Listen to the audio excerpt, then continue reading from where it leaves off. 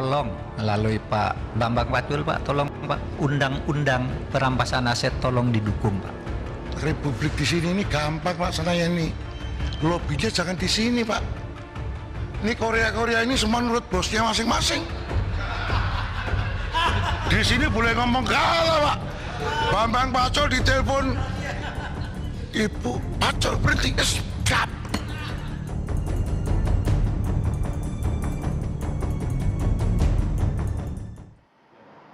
Yang Anda saksikan baru saja pemirsa adalah pernyataan dari Ketua Komisi Hukum DPR RI yang mungkin dalam kondisi bergurau menyebutkan bahwa RUU perampasan aset itu bisa diproses gampang caranya asalkan pemerintah dalam hal ini Pak Mahfud MD menghubungi langsung Ketua Umum Partai. Itu disampaikan oleh Bambang Wuryanto ketika rapat dengar pendapat umum Komisi 3 DPR RI dengan Menko Polhukam Mahfud MD yang juga merupakan Ketua Komite Nasional Pencegahan dan Pemberantasan TPPU beberapa waktu lalu. Ini kemudian pernyataan yang direspon banyak pihak dengan sedikit mengkritisi barangkali ya. Jadi DPR ini wakil siapa? Wakil rakyat atau wakil partai? Itu satu hal. Yang kemudian yang mencuat adalah rancangan undang-undang perampasan aset tindak pidana yang sudah lebih dari 10 tahun tapi jalan di tempat bahkan mandek yang akhirnya ditagih oleh Pak Mahfud dalam rapat tersebut. Kenapa ini bisa mandek? Apa penyebabnya? Kami akan bahas juga malam hari ini di Dua Sisi bersama saya Dwi Anggia.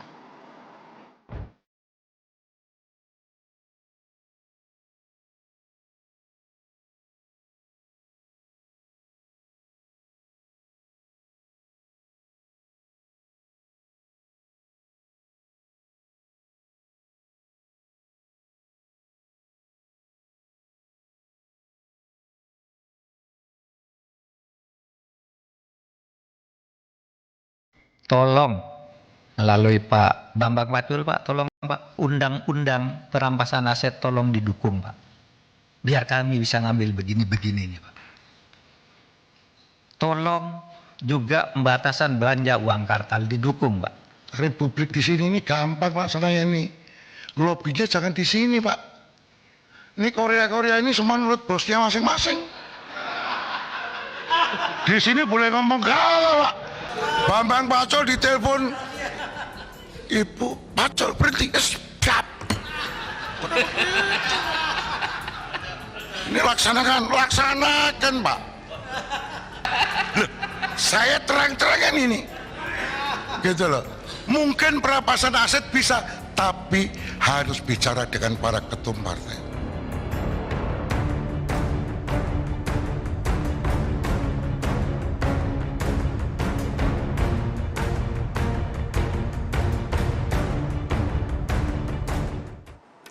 Jadi ada dua hal yang saya garis bawahi dari video yang kita saksikan tadi, mulai dari RUU perampasan asetnya yang kenapa nggak bisa jalan. Yang kedua pernyataan dari Bambang Wuryanto yang mengatakan bahwa gampang sebenarnya asalkan langsung hubungi ketua umum masing-masing partai yang ada di Komisi 3 itu. Nah malam hari ini sudah hadir sejumlah narasumber untuk membahasnya bersama saya.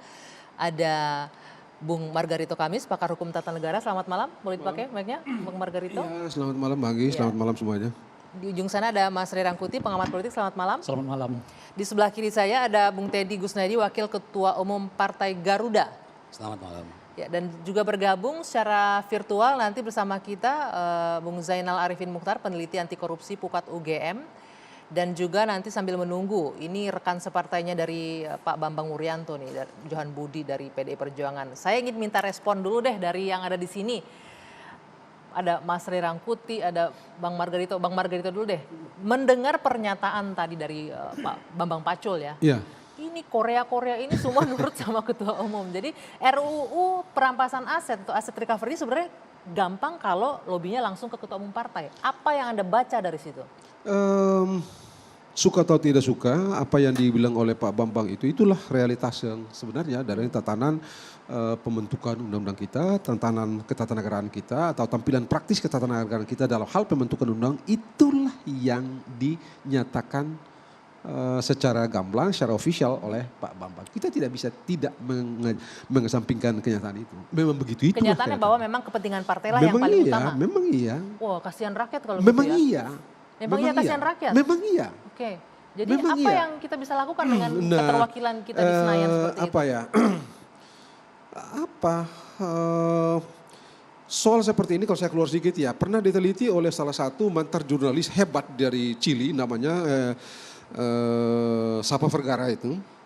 Dia menemukan kenyataan bahwa dari Romawi kuno sampai dengan saat ini, baik demokrasi liberal maupun demokrasi liberal maupun otoriter itu hasilnya sama, dua-duanya berpihak kepada oligarki. Dari dulu. Jadi hampir tidak menemukan jalan keluar. Dia memang menawarkan satu jalan keluar, tapi dia sendiri ragu dengan jalan keluar itu. Akhirnya ya dia bilang, ya kira-kira persis seperti yang Pak Mahfud bilang terakhir itu.